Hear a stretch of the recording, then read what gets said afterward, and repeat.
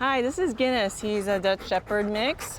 We don't know what the other half is, but he's a 3-year-old male, and he's a love bug.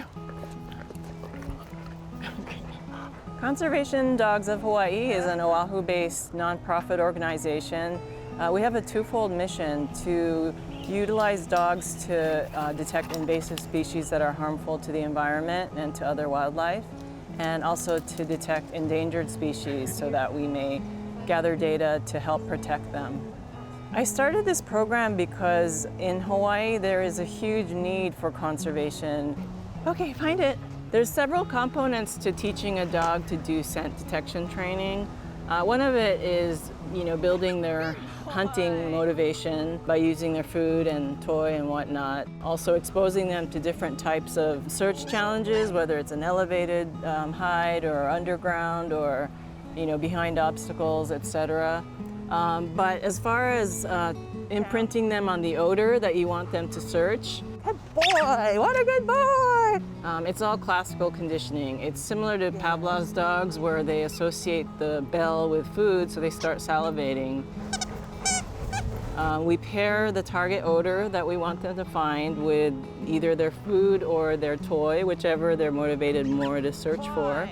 And then once they've made that association, we take the food or toy away, and they're motivated to find just the odor by itself, followed up by the reward.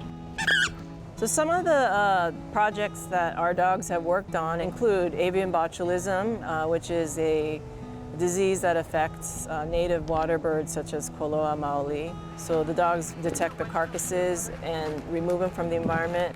The dogs have also been trained on yellow crazy ants, which is a highly invasive ant that can kill and attack seabirds, especially the ones that are on the ground. Okay, let's go find it. A lot of our dogs detect devilweed, which is another invasive species. It affects the environment negatively, and it's also toxic to livestock. So it's important to keep it away from agricultural areas.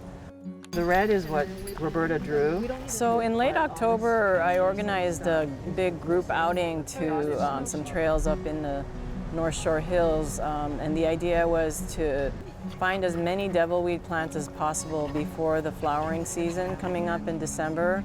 Yes! Good job! Because once the plants flower and seed, it just spreads like crazy. CDH consists of both volunteer dog handler teams as well as staff dog handler teams. The dog handler teams in the invasive plant program are all volunteers from the community. Most of them started out as my own personal scent work students, and I just saw a lot of talent and ability to do field work. So the 4 dog handler teams that came on the group outing, Sandy and Ruger, the Weimaraner, and Roberta and Kana, the Malinois, they started maybe in 2019 when we first started the program. So they really kind of helped me develop the program as well, from learning from our mistakes and developing protocols. And then the other teams, David is quite new. He came to me in my regular pet dog nose work class, but I could just see that his dog was not suited for 3-minute searches on a leash, because she's just like a wild hunting dog. Let's go find some more. And Julie and Ula, the chocolate lab, came to us maybe a little over a year ago, and they had actually taken scent work classes before that, so they were already experienced in that part, so they integrated with the program very quickly and easily. The reason why I volunteer is because I'm not from Hawaii. I'm from Brazil, but I've been living here for about 15 years. I always felt the need to give back to the island. Gonna come. Good girl. Good girl. Let's go. She loves her frisbee. She loves to play, and she loves to hunt. And this is a perfect combination for her. She enjoys the whole process. Where is it, Kana? Well, I would say that any dog can learn to detect an odor. All dogs have amazing olfactory systems, even, little Chihuahuas and French Bulldogs. However, to do field work, it does require a certain level of stamina and hunt drive and, motivation to work for their food or their toy or whatever their motivation is. So Not every dog is suited for field work, especially with this devilweed detection. It's physically intensive for both dog and handler, so that's one of the criteria that we have for the teams. The dog might be a rock star, but if the handler has bad knees or, you know, shoulder problems or whatever it is, then it's just not going to work out. It's dangerous, and we don't want to put anyone in danger. She does look like she's an older, and it's tricky when we are on an edge of a mountain like this because it could be coming from real far and up to 50 meters away. There was a nice breeze coming this way, and it looked like she was on older, but when it switches, she loses it. We're kind of just working the wind, the terrain to get to the source. It's just very challenging condition right now. There's not one breeze. The way I know she's on older when we are hiking is there will be a change of behavior. She will go from just cruising around to typically a head turn, and it'll be towards the wind. Oh, you show me. Yes, good girl. Yeah, good job. Yeah, you worked for it. You earned it.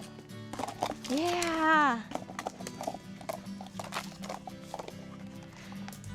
It's funny because she will take you right to it, and then she can't see it, and it's a big plant, and it's like she's passing it, and it's just, I just stop and wait for her to see it after we find it. So I usually play with her a lot, give her some water, but I leave her with her frisbee because that's what she did all that work for. So I let her enjoy it, and then I pull as much as I can. If it's too much, then I just mark it on the map, and then we come back another day to pull it. But if it's just a little bit of plant like this, I'll just uproot it myself. And today we got a volunteer, so we can pull as much as we can. And the flower is very light. The seeds are very small too, so when hikers come by or bikers, it just gets stuck in your pants, shoes, hair.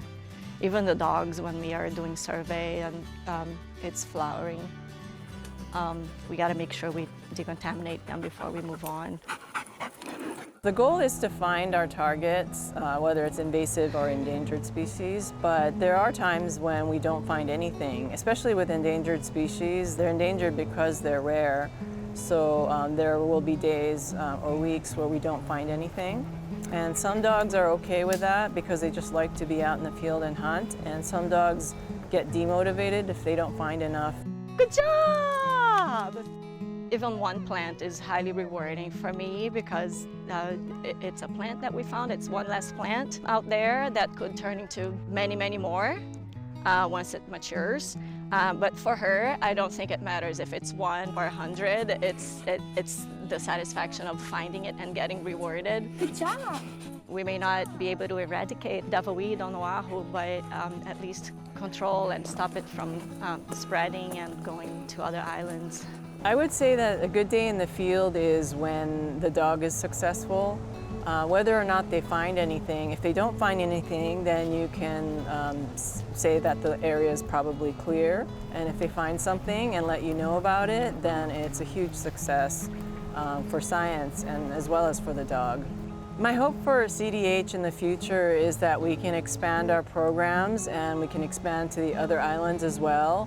I would love to get some of my dog handlers trained up to a point where they become trainers as well and help other people become dog handlers. Also, just to make more connections with natural resources managers and biologists and understand more of the needs of conservation in Hawaii so that we might be able to pick projects that are suitable for the dogs, because not all of them are. In my world, a good day would be being out in the field with my dog. You know, I think running the nonprofit organization, there's so much behind the scenes work, bookkeeping and grant writing and responding to emails, writing proposals, and it's all important work, but the most fun thing is to be out with the dog in the field.